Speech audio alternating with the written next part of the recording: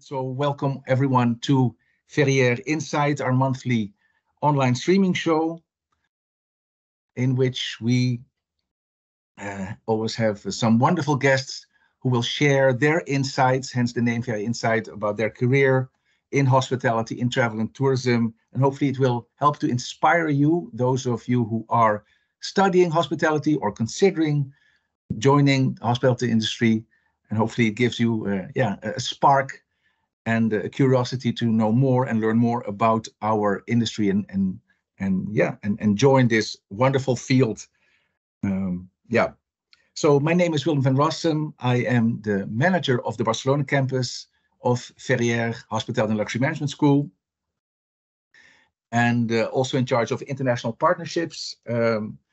I just had the pleasure of just returning recently from Houston, United States, where we've started a partnership with the Conrad Hilton College, the famous school founded by Mr. Hilton, one of the grand pioneers, of course, of hospitality himself. So that, and it's another great partnership, one of the many we're developing for Ferrières.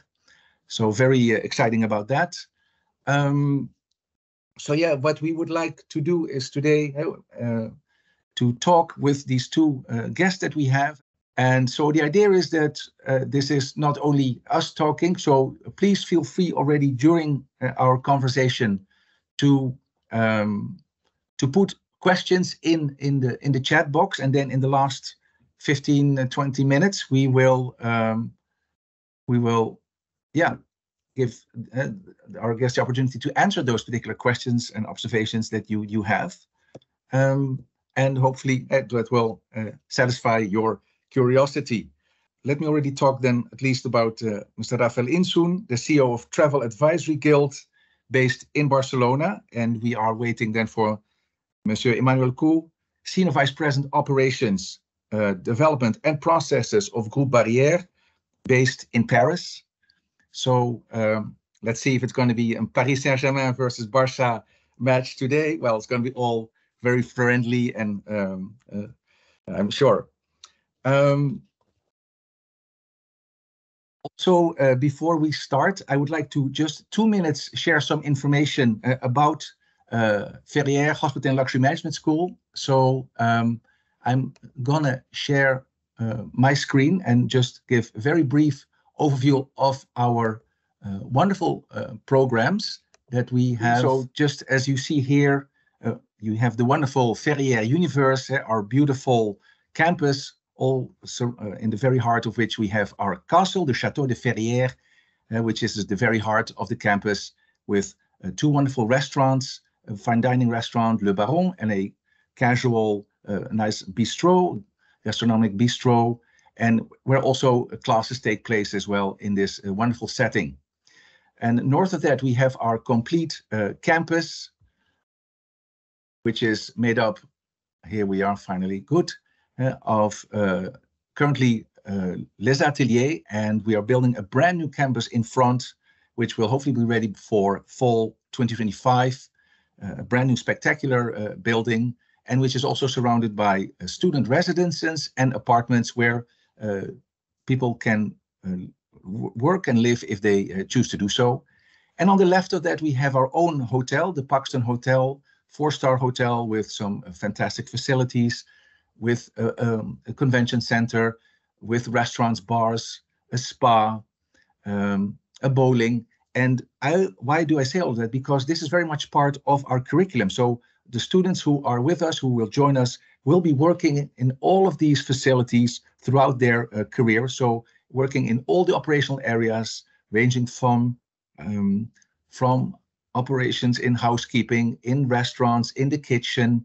So it will give them very solid base, and therefore also will help them to guide them then towards their area of expertise and interest. Some small images here. This is the beautiful Grand Salon in the castle, which we use for the opening of the academic year, graduation ceremonies, and is also being used as a venue for a lot of banquets and events. Here we have Le Chez, our very nice bistro with beautiful views of the park, of the gardens of the Château de Ferrières. and our fine dining restaurant, Le Baron. And here a quick trip to Barcelona. On the left downstairs, you'll see the picture of our own Paxton Hotel, so our second Paxton Hotel here in Barcelona, which is in the very heart of Barcelona itself, in the Poblenou area. Very nice, vivid neighborhood of Barcelona, also just 5 minutes away from the beach. And right across, we have the campus of the Barcelona school as well. And on the right, you see some nice images of the new campus we're building in Paris. Spectacular, with a lot of classrooms, of course, additional housing, and also wonderful sports facilities. An image here of our own hotel, the Paxton Marne-la-Vallée. Very modern, fresh, simple, but understated elegance. And just also a quick vision here of our philosophy. And we really have three pillars. We really try to bring out the entrepreneur in every one of our students, whether they are going to work for themselves or for a big group. We really want to have them that sense of that spirit of innovation and come up with new products and services, no matter where they are. And we very much value positive education. So we're building on the strength of every student, of their personal and professional strength, and really build on that and guide them and coach them, and so they can really find their way and be wonderful professionals, but also wonderful persons, human beings. And that is very important for us as well. Our approach to the studies is very different. It's the 70-20-10 rule. Only 10% of all the time of students are with us is focused really traditionally with classrooms, with teachers explaining theories, which of course are fundamental. But then 20% is an interaction that students have with professionals from the industry, in a way like what we're doing now. And with master classes that we have, in which we invite executives and professionals to share their insights, their career advice with our students. And then 70% is really for the students to get their hands dirty, if you will, to really be operationally engaged in, as I said already, in our hotels, in our restaurants, internships, etc. So it really gives them a very solid basis. And part of that is the PAP, the program for accelerated professionalism, in which the students will go through all the different areas of hospitality, in which they're really supervised and actually being evaluated on a weekly basis, so they can really grow as a professional in these different areas. We have a lot of fantastic programs ranging from bachelor's and master degrees. So we have the Bachelor of Arts, which is a 3-year program in French, which is more operational for those perhaps who want to start their own restaurant or be a chef. Then the Bachelor Essentia is a 1-year program, kind of an express program for those that have studied other programs in the past, other fields, perhaps law, whatever it might be, and then want to join hospitality. And in 1 year, we kind of bring them up to speed to other students who would have had a full hospitality program. Our IBBA is our English program, 4 years, focused on more managerial positions, a little bit more higher in English, and possibility also to have a double degree with 89, our digital marketing school. And then we have the Parcours Grande École. It's kind of the best of Ferrières, which is a combination in a way of our IBBA program and also the master program into one. And here we also allow opportunities to have a double degree, amongst others, with EBS, European Business School, one of the top business schools of France, and which is also one of the pioneers in business schools, and which is also part of our group. And then we have our master program of 18 months, also fully in English, in which you can also have a double degree with 89, the EBS, as I mentioned before, as well with GEM, which is the Grenoble École de Management. A lot of wonderful specializations, as you can see, ranging from food and beverage, events, wine management, sales and marketing, revenue management, hospitality talent. So the sky is the limit. You can find your area of and your passion and expertise, and we will help you to grow right into that field. Our students are all over the world thanks to the many partnerships that we have with luxury hotels and restaurants and companies all around the world. Here you see our professional partners ranging from top hotel companies, but also luxury retail as well. And also students have an amazing opportunity to go abroad at an academic experience and join one of our partner schools for one semester, like Conrad Hilton, University of New Hampshire, and many, many others. We have wonderful programs coming up after this summer. We have a summer camp in Paris from June 30th to July 7th, a one-week immersion in hospitality. Then also we have a wonderful summer school program from May 7th through August, which is a combination of courses, classes, visits, and internships as well. So really a lot of fantastic options for those of you who want to get a better taste of what hospitality is all about. And having said this, let's go on with the show and let's get started. I see that Monsieur Caux has not been able yet to join us. Yeah, I'm not sure what Camilla can do about this. Hopefully she is in the works right now.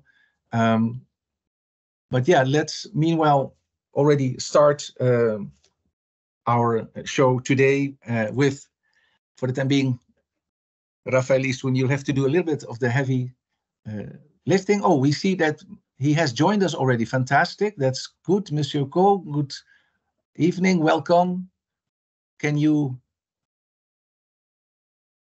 hear us and see us?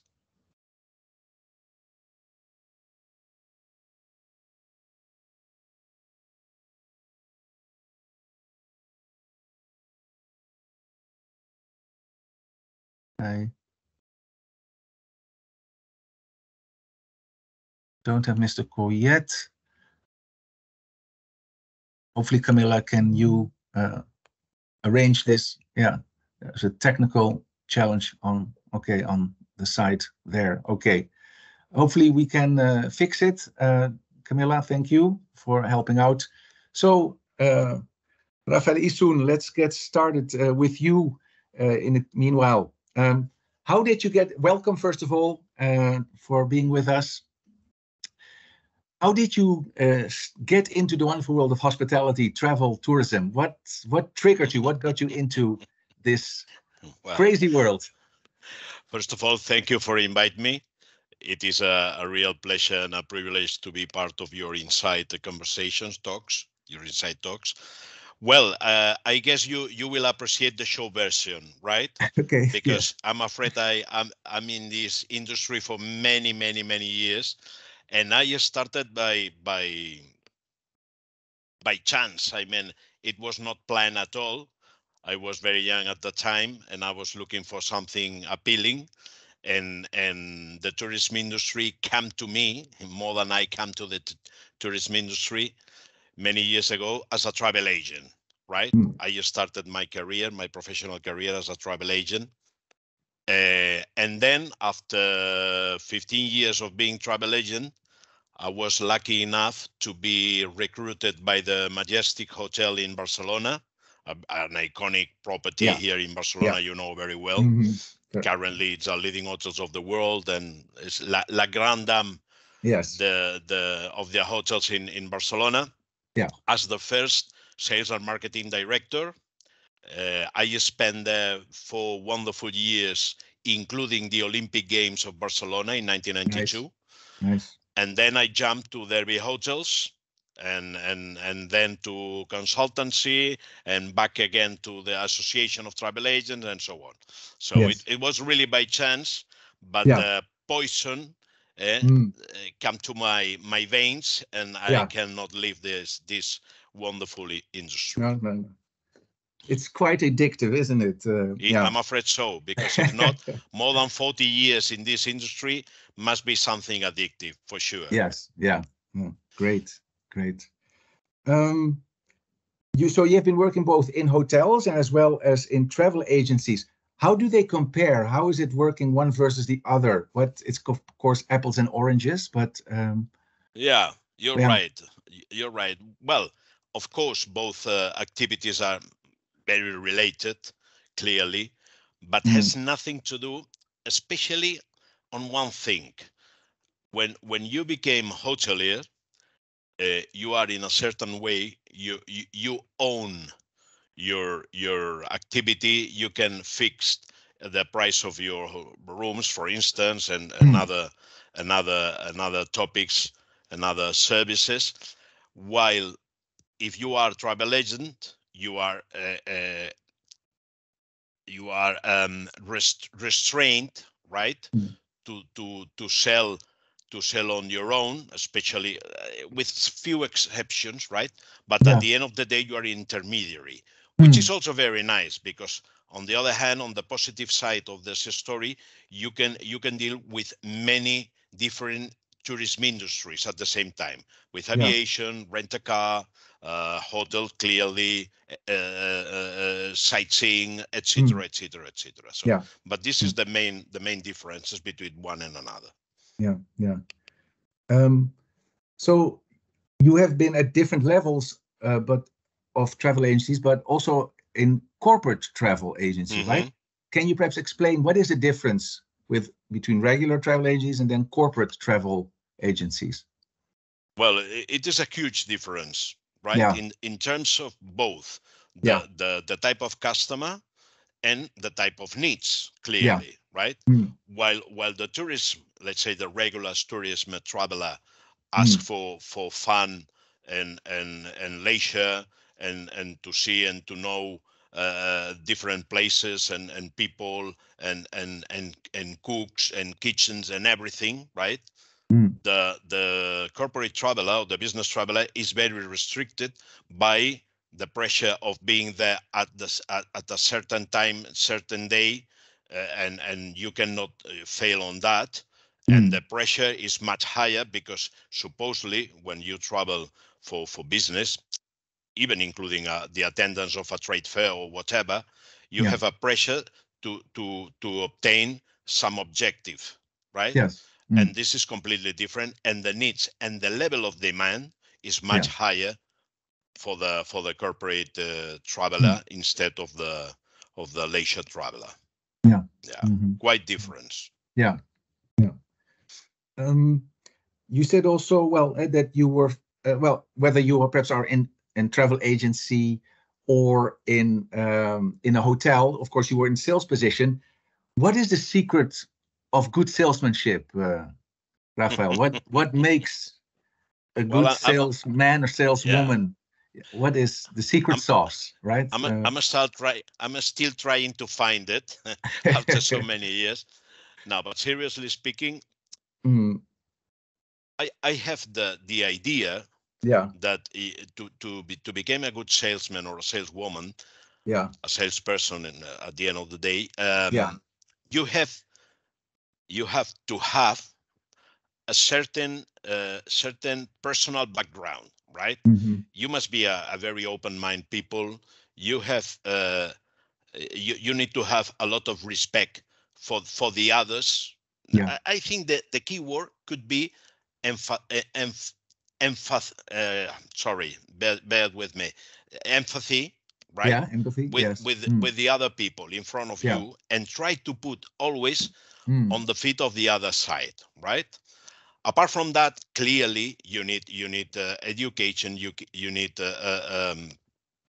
different levels of scholarship, and you have techniques. You have to learn techniques, etc. And you can develop for sure a much more scientific way to perform sales and much more even marketing. No, but I think you have at least to have this personal background of being listen, very open and very talkative as well. Yeah. And to be very receptive to the needs of the people. Yeah. And to be emphatic with both your sales team, right? Yeah.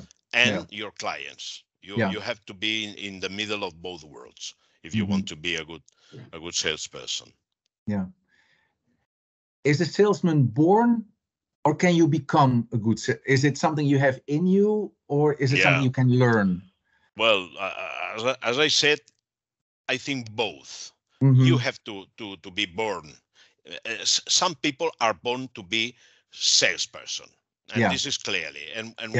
And when you born for that, you have the 80% of things done, right? Yeah.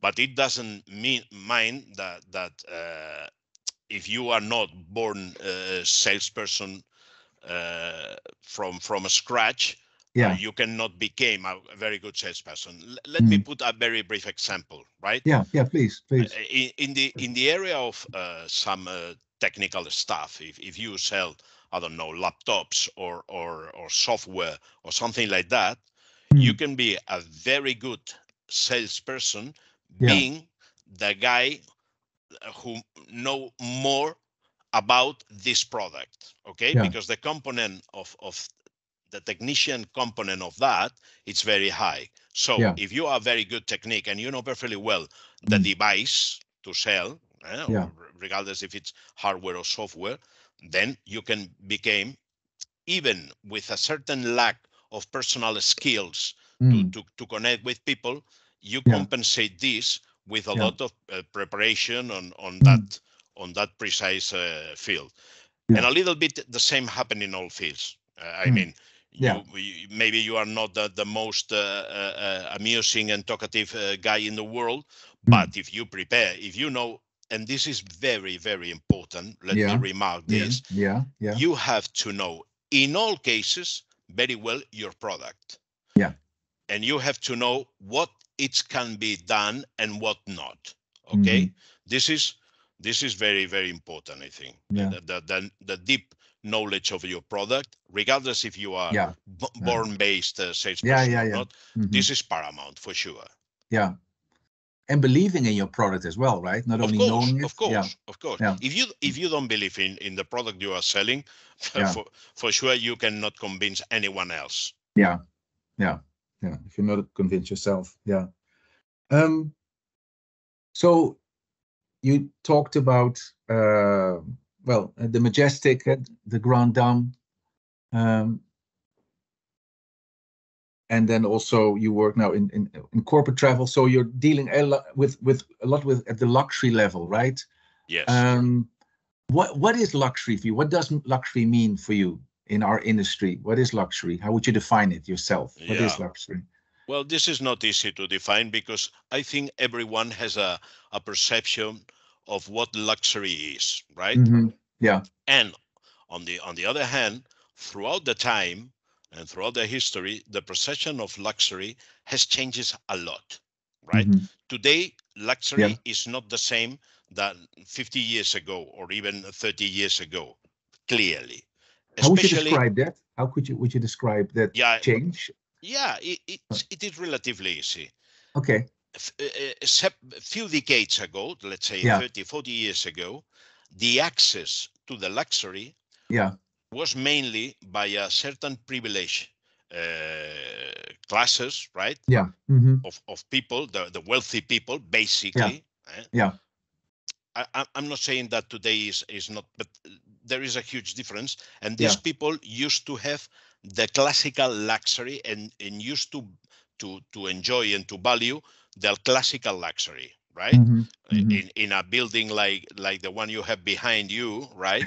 And very sophisticated, Le Ritz, la Place Vendôme, etc., right? This was the luxury, very opulent, a very personal service, etc.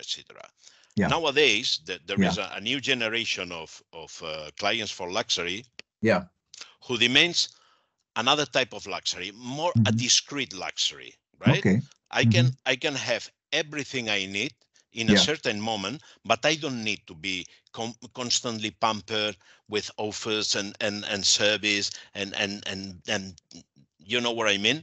So in this sense, the Lux has changed a lot, even in terms of product. I mean, no longer a very baroque hotel has to be the epitome of luxury. Could be a design property, exquisite, good staff, good materials, and a responsive service at the time I need. So I think this is the main change in the last 20, 30 years, right? Yeah. Let me give you a very brief example of my own. Please.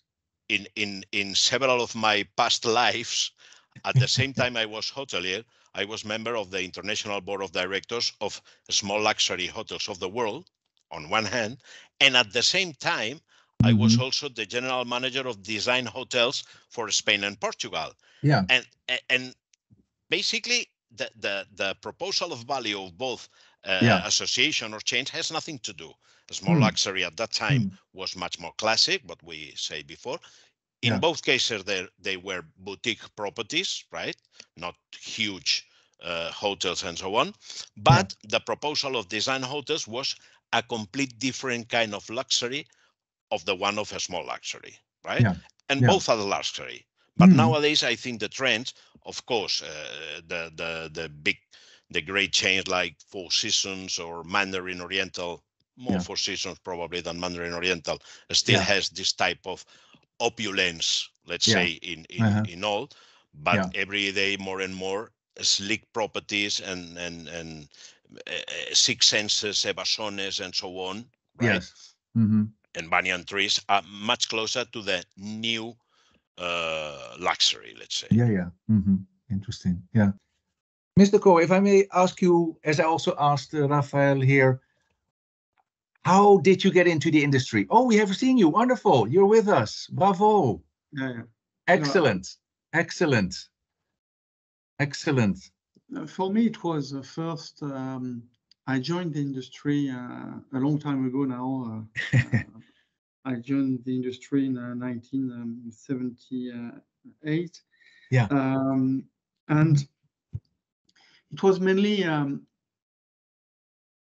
my father who gave me the mood for traveling and tourism. He was a marketing manager for an airline company.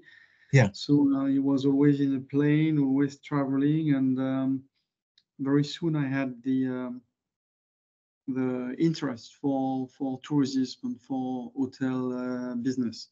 Yeah.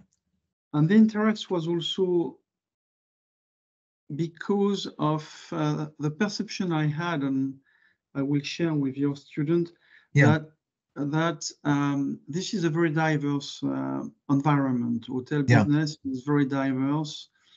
You deal with different people, different clients, but also with different jobs. You produce food, you proceed food, you give service, you sell, you market. So there are a lot of competences that you can use when you grow up in the hotel industry, and a lot of interests that you can develop for work cultures. Yeah. Can you walk us a little bit through your career path as well, Monsieur Caux? How you, where you started and where you are today? Briefly, kind of the highlights, if you will. Yeah, of course, of course. I had, and this is also a message for your students. Yes, please. And I want to insist on that because I started my career, in fact, thanks to internship I did. I left the internship, and 3 or 4 months after, the general manager of the hotel where I did my internship called me and said, "Oh, you know, I've been promoted as operations manager for Le Méridien Hotel Group, and I need a young guy to help me. So do you want to join?" I said, "Okay, you know, I just joined the army. I was doing the army at that time. You still had to go to the army." Yeah. I told him I just started, so it will be not before a year. He said, "No, I cannot wait." So 6 months later, he called me again and he said, "You know, the guy I took is not satisfactory, so I changed and I will wait for you." So it's a good story for you students around, because you have to, your career starts with your internship, with your will, with your passion for the business, which of course somebody will notice. And for me, it was a lucky story because he became operations manager for Hotel Group. It took me for 2 years there, and I started as his assistant, traveling in the hotel, setting up issues with the rooms division. And then after 2 years, I joined as a rooms division manager, a hotel in Saudi Arabia. Nice. After I said, okay, I've done 4 years of rooms division, so I'll move to F&B. So I was transferred to Africa in Gabon as an F&B manager. Then I became the number 2 of the hotel. And then I started to move. I have done more than 28 home move in career, and I moved in. I was in Canada. I was in each time as either food and beverage or rooms division. Then I moved to a number 2. I was in Nice. I was in then I moved to the Seychelles as general manager, first position.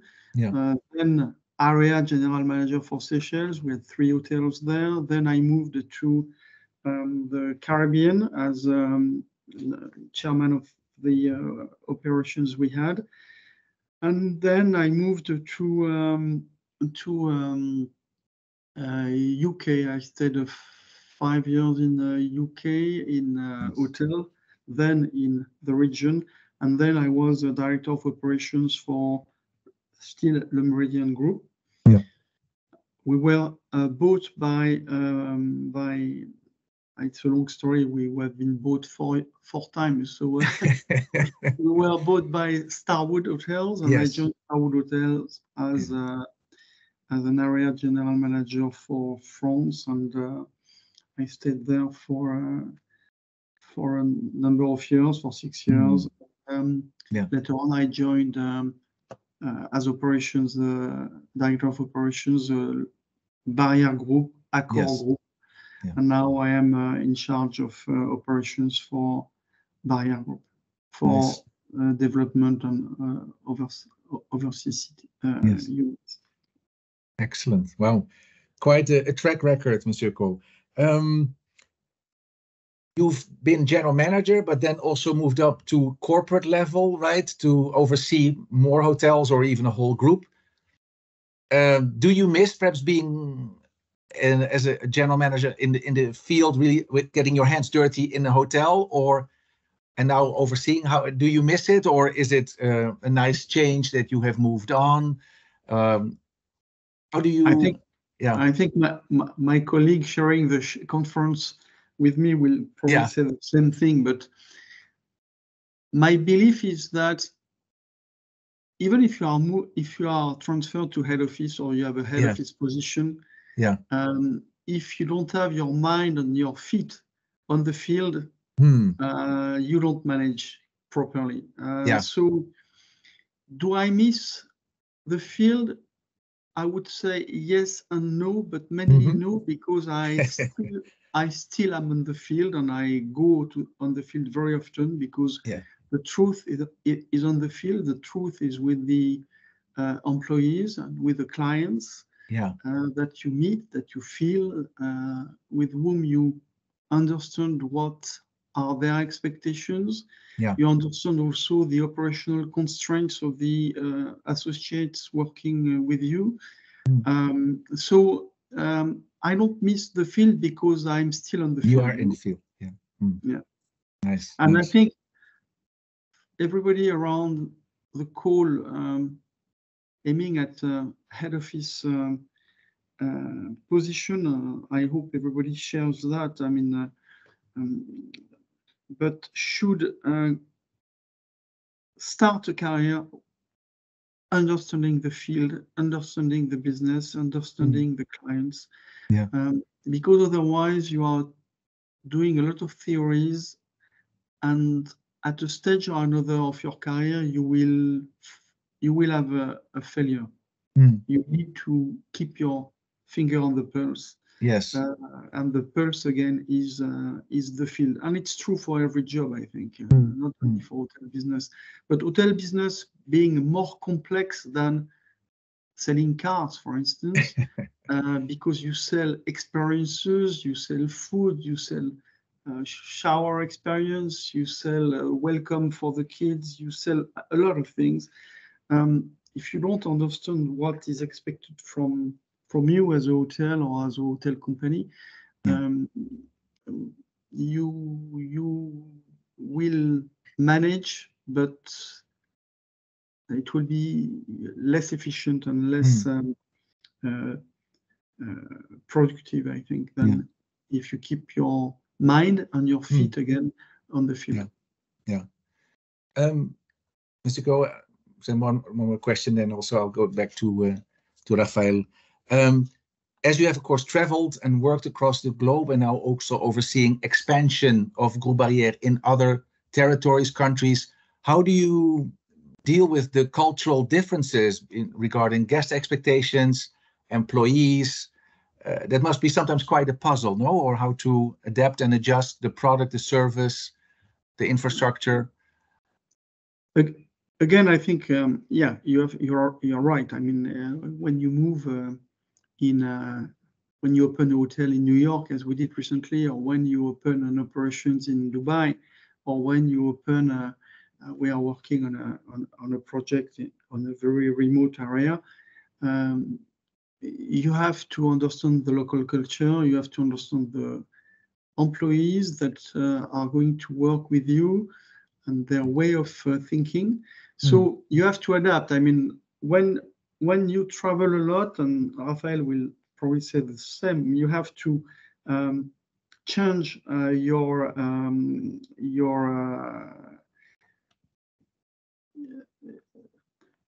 software. Each time you go to, you have to plug in a new software. If you are in South America, you have to plug in a software for South America, and you have to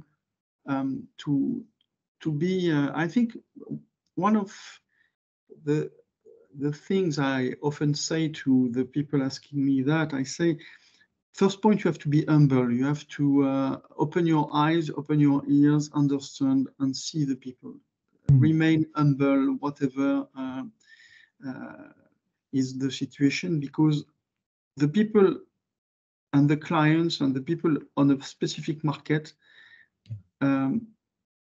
you have to understand them again. And it's only by being humble and being curious as well. Second thing, to be very curious about people, about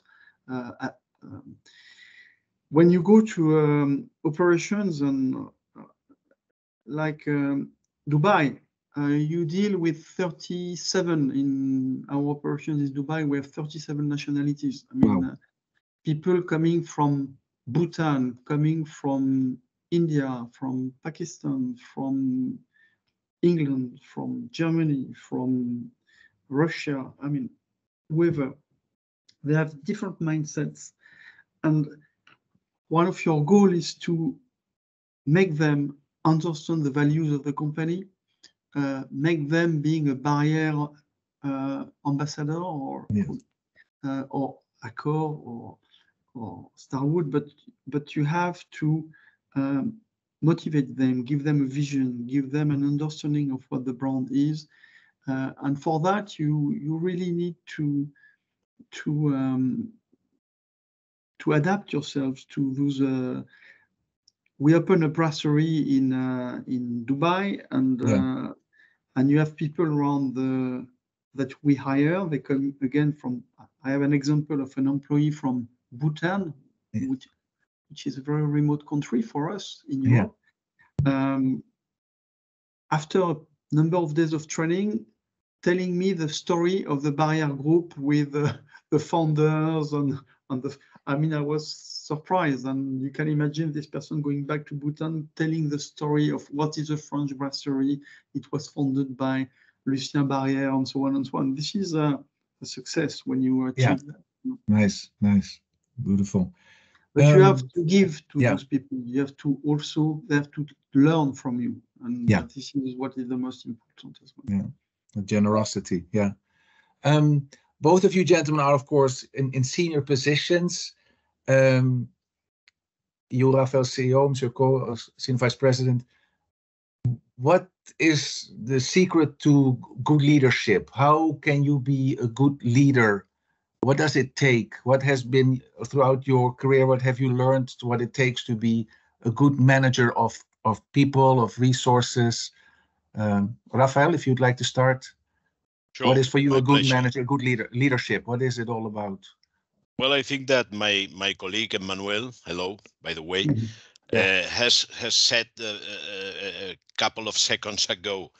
You have to be very curious. You have to have ears very open and trying to understand the behavior, the culture, and everything from the rest of the people who surrounds you. Well, this is clearly the case Manuel explained is clearly an extreme with more than 30 few nationalities under one roof. But this is quite common, I have to say, you know, in the hotel industry, especially in some places like Dubai, but even in London. I used to have for a company who has a property in London with just 100 rooms and 27 nationalities of employees. I mean, so if you want to become a real leader and to have this inspiring leadership, you have, I said also at the beginning of the conversation, you have to be very empathetic with people.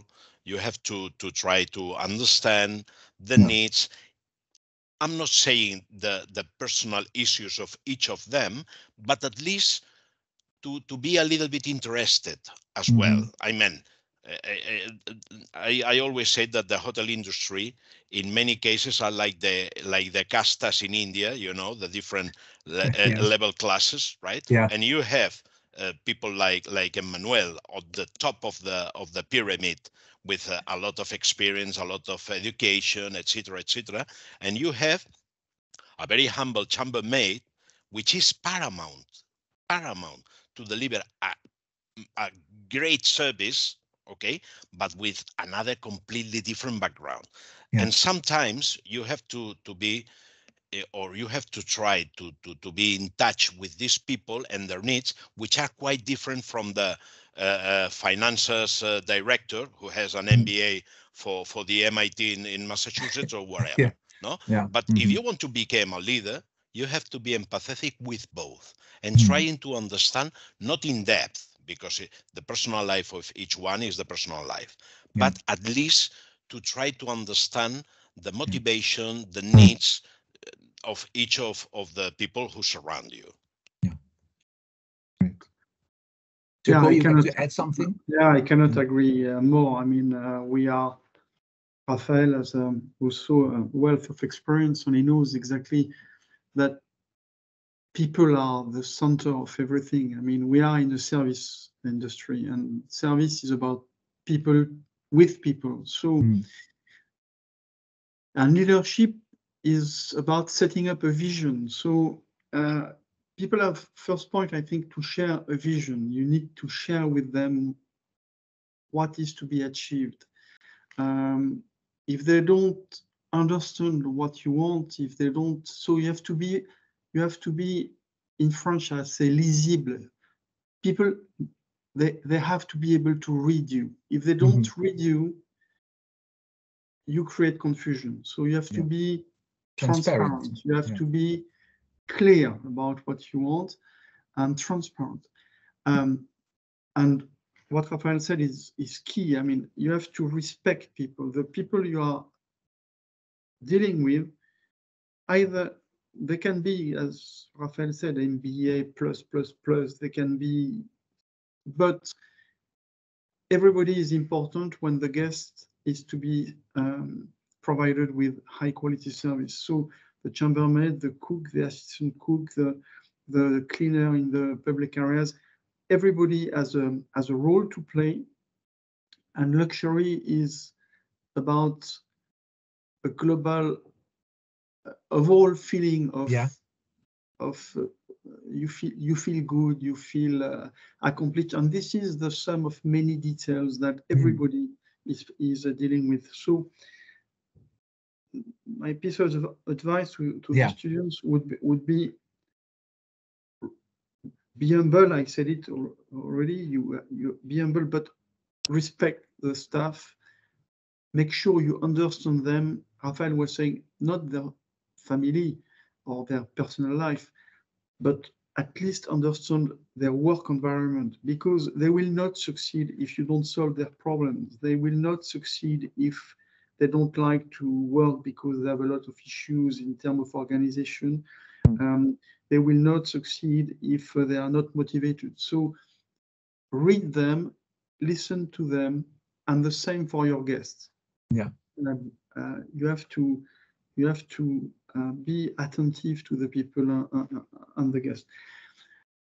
There are also some other components because we speak about the feeling and emotions and the psychological part of leadership, but you have also to master some techniques. I mean, Rafael was mentioning that. He said you have to know, you have to your product, you have to know your techniques, and this is very important as well. I mean, we speak a lot about luxury, about quality, but quality is, of course, the art of serving, the art of cooking, the art of doing a bed, the art, but it's also some techniques that you have to master, and you need to know them, or at least to know what is needed for each position. Because if they don't master the techniques, they will not perform 100%. So help the people to be better. You cannot know as a general manager or manager or a CEO, as Rafael, you cannot know everything, and you should not know everything, because otherwise you will be dumbed into details. But you should know what the people on the field need to know, and train them, motivate them, make sure that they enhance their performances. This is very important as well. If you speak about quality, for instance, I see so many hoteliers, they jump into action because a guest is complaining and everything. Okay, this has to be done. However, if you go to the industry, if you go to the airplane industry, you have processes for quality with Lean, Six Sigma, Kaizen, whatever you want. They have a lot of processes to make sure that the plane flies. But in the hotel industry, we are very much into feelings, action, and everything. Sometimes also, let's take a step back and put some processes, techniques, into the equation, because we'll be better. This would be in essence what I would say. Great, yeah. Wow, this is a wonderful masterclass here of leadership and management. Wonderful. One last question on my end for both of you. Can you tell me, out of your rich careers, an anecdote, an experience, a story that stuck with you? Rafael, if you perhaps will start. Something that comes to mind, a wonderful experience, whether it was with guests or something you're proud of that you accomplished with your team, or whatever it might be, something, a beautiful story perhaps to share with the audience. You're muted. Sorry. Yeah. Sorry. Well, after so many years in the industry, I have not one anecdote like probably Emmanuel. We have. You can 2000. Write a book. Okay. Yeah. No, I can write an encyclopedia, not a book. But and they are very funny, but not suitable for this conversation, as you can imagine, as a hotelier. Yeah. But there is a very nice one that I remember personally, specifically for the hotel industry. Yeah. And and for sure, Emmanuel has experienced so many times the same. When you met a certain, let's say important, although importance is quite relative, people or celebrities, but sometimes you have the privilege and the opportunity to know people like the Reverend Desmond Tutu, that you remember as one of the closest friends and colleagues of Nelson Mandela. And he came to Barcelona many years ago while I was at the Derby hotels, and he stayed at the Claris Hotel in Barcelona, 5 stars, deluxe, etc., etc. And I had the opportunity to meet him, to escort him to the room and introduce. And he was such a humble man, such simple man. Of course, he was a man of God, and he was a priest, although he was the Reverend Archbishop, but he was a priest at the end of the day. And this gives you, but we are talking about a person of world class people, right? And very influential in history, especially during a certain period of time, no? And when you have the opportunity to meet people like this, it creates a great impact to you. And I remember perfectly well that moment that I offer, of course, everything you need, Reverend Archbishop and so on. And he asked me just for an orange juice and few else, no? And it was one of these moments, no? Yeah, beautiful. Thank you. Monsieur Caux, what would you share a story with us? I would when I was in the general manager of Cannes, I was heading the Majestic Hotel in Cannes, you know, the Majestic with the stars and everything. And we had the opportunity to welcome the G20 summit. So Cannes is surrounded by presidents, ministers of finance, whatever you want. And for me, this was really a unique moment because you have all your team that you train for 4 months in details for serving a dinner with 30 head of states, and you work so hard and you have this sense of accomplishment with the team, which is incredible, and everybody is proud, and everybody is making a selfie with their colleagues in front of the flags or whatever.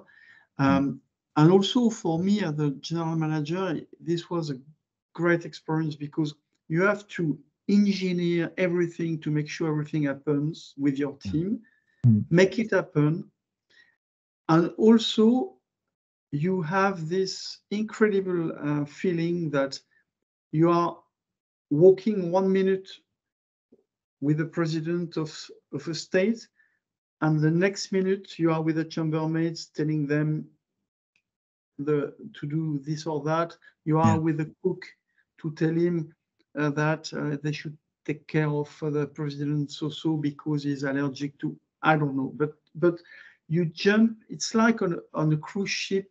You are on the upper deck and you are in the engine room, and you change from upper deck to back and forth every 2 minutes, back and forth. And this is extremely exciting because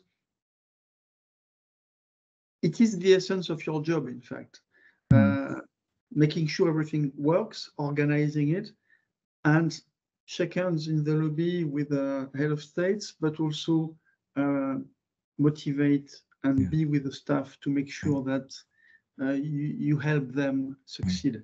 And at the end of it, you have a nice, you have that in sport as well, I guess, when you are the coach of a football team and you win the cup, you have this feeling of having done a lot with your team, which is a mix of training, a mix of technique, a mix of motivation. So it's this is one of the high points of my career. I'm sure. Beautiful story to both of you. Yes. Well, it's already almost towards the end. Perhaps I'm going to allow quickly one question. If there's anyone, if you can put in the chat a question, please do so, and then we'll be happy to answer. Well, first come, first serve, and then we'll have to call it a day. If there's any question. Meanwhile, as perhaps someone is texting, I would just like to do a little housekeeping that on February 28th, we're going to have a webinar, an open door webinar for online for people who want to know more about our school from 6 p.m. Paris time. And oh, I have some, okay, hold on. There's a lot. Here's my question. Okay, so Thai, thanks a lot. Let us know. Keep us in tension here. So Thai.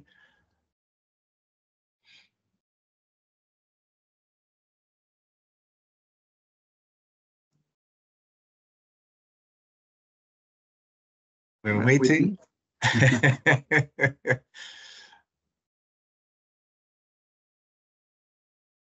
Okay.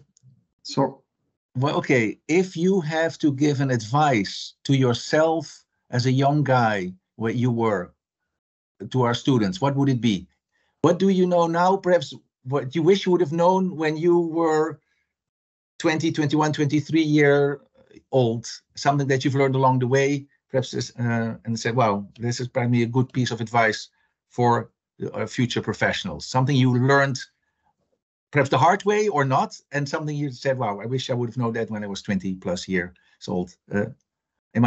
Monsieur Caux, would you like to? Maybe I will repeat myself, but I think when you are a student and when you learn the job, when you take your first job, I'm not sure you realize the importance of interacting with people. You learn more and more when you get experience, which goes with age sometimes. Yeah. But again, we never do at school, and I don't know if you do that in Ferrières, but we never do psychology. We never do real inside leadership sessions, even if we do, but it's very theoretical. But the importance of people, again, you succeed with your team and you succeed with the guests. And if you, I'm not sure I was aware that it will take so much of my time, of my passion, but also that it will give me so much pleasure. You see what I mean? So you learn every time you are curious about people, you learn, and you learn a lot from the people with whom you work, with whom you interact, and this has made my job very exciting and very pleasant. You work long hours because you are passionate about the people. But I didn't expect. I remember my first interview at the catering school when I was applying, and we had to get to be admitted in the catering school, and I said, they were asking me what is making you choose hotel business, and I said the human relations. But it was, I said that as a student, but I didn't expect this to be so important, and for us it was at the beginning, human relations was something you had to say in an interview, but it became a very important reality of our day-to-day job. Beautiful. Yeah, very true. Rafael, the last word, no pressure of this. Last words. This is quite pressure.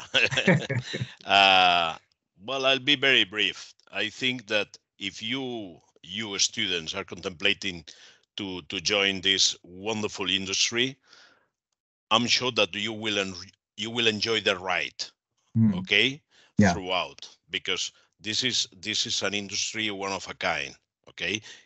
sometimes, many times, especially in the hotel industry, it is very demanding, and Emmanuel knows that very well. You have to devote many hours, and you have to devote holidays, etc., etc. But I think it's at the same time very, very rewarding. There is very few industries throughout the world that can compare with the tourism industry, because this is about people. Okay, and people and relation with people at all levels, with employees, with customers, etc. And most of the times, thanks God, in a very friendly atmosphere and situation. So basically, enjoy the ride. This is an extraordinary industry. There are plenty, and there will be, because maybe some of our students are thinking that, well, maybe with the artificial intelligence and so on, this is going to disappear. For sure not.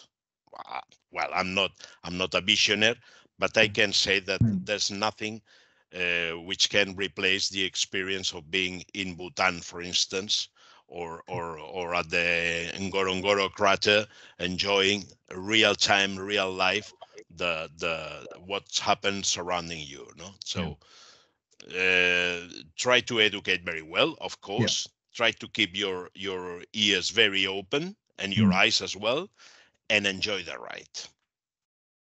Sounds like very good advice.